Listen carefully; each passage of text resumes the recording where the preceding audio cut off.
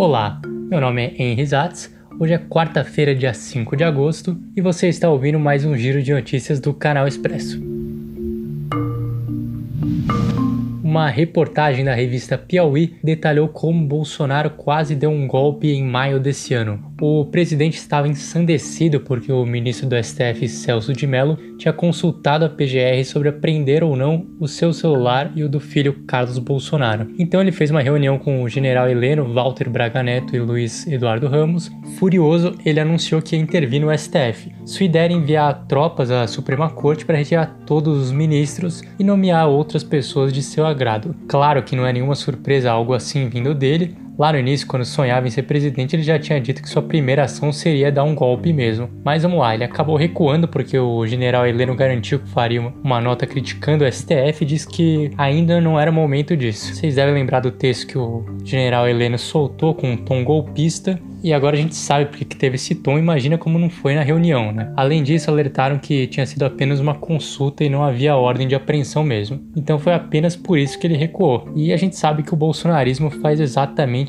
isso, ele vai testando o limite da democracia e recua, avança e volta mais um pouco. A questão é até onde vão permitir esse tipo de coisa, vão esperar para ver se a próxima vez ele dá o golpe mesmo ou quando é que o general Heleno vai decidir que chegou o momento de levar as tropas ao STF.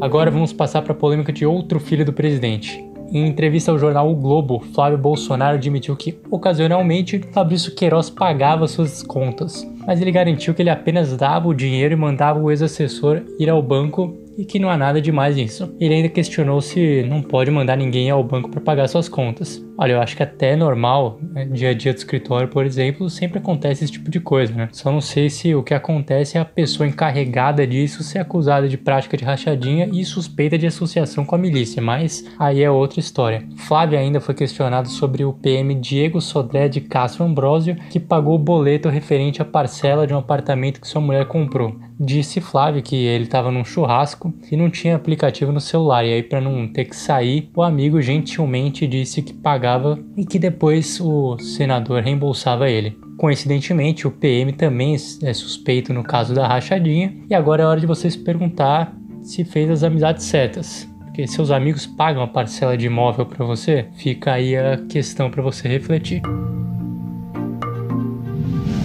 Uma outra reportagem importante merece destaque hoje. O Intercept Brasil soltou um texto contando como pastores se passavam por policiais militares para internar usuários de drogas à força. A autodenominada Patrulha da Paz chega em viaturas com um giroflex ligado e à noite passa facilmente por polícia. Os agentes, como eles se chamam, começam a pregar e tentam levar os usuários de droga para a clínica sem qualquer indicação médica ou ordem da justiça. Obviamente que é crime o que eles fazem. Primeiro que não podem internar ninguém à força e segundo que não podem se passar por policiais. Eles fazem isso tanto com os carros quanto com os uniformes, porque sim, eles andam uniformizados, com colete que parece a prova de bala, roupa escura, distintivo e por aí vai. E a coisa só fica pior. Eles atuam desde 2011 e só agora foram denunciados. É um absurdo atrás do outro. Finalmente, a Comissão de Direitos Humanos da Câmara do Distrito Federal resolveu investigar isso e denunciou o caso ao Ministério Público. É bem difícil que um grupo que atua à margem da lei há quase 10 anos seja punido agora, mas é o que a gente espera, né? Não é porque essas pessoas são extremamente vulneráveis que eles podem fazer o que bem entendem.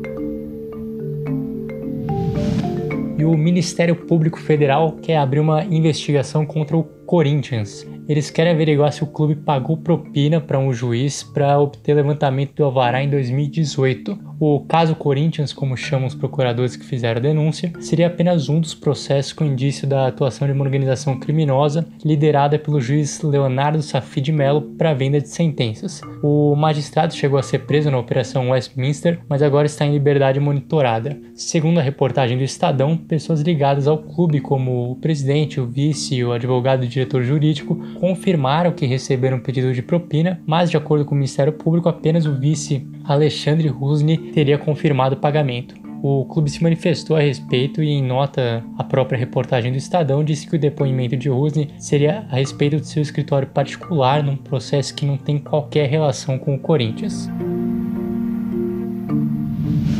E agora um momento para atualizar sobre a situação do Líbano.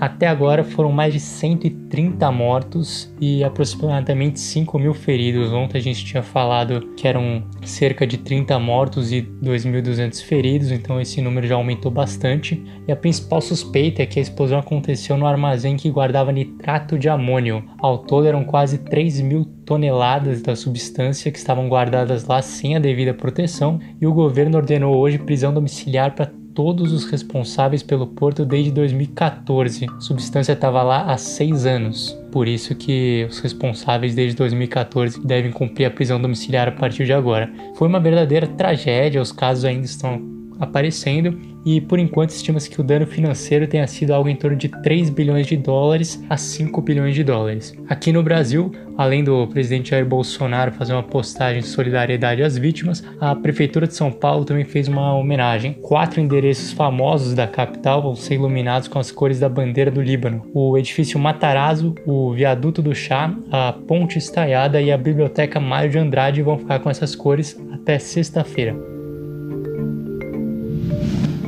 E para terminar, uma notícia de esportes: o Santos demitiu o treinador Gesualdo Ferreira. O português foi contratado depois da saída de Jorge Sampaoli e treinou o time em apenas 15 jogos, com quase 50% de aproveitamento. A diretoria já não estava muito contente com seu trabalho, mas a gota d'água foi a eliminação para Ponte Preta no Campeonato Paulista. Convenhamos que com 15 jogos não dá para avaliar o trabalho de ninguém, né? Isso sem falar que nos últimos 3 a equipe jogou com um a menos, porque teve gente expulsa em todos eles. Aí isso cair para cima do treinador é pura covardia. E aí, de acordo com a reportagem do UOL, nomes como Cuca, Elano e o do Ricardo Catalá, que treinou o Mirassol no estadual, aparecem como possibilidade para substituir Gesualdo. O próximo compromisso do time da Vila Belmiro é contra o Red Bull Bragantino pelo Campeonato Brasileiro nesse final de semana.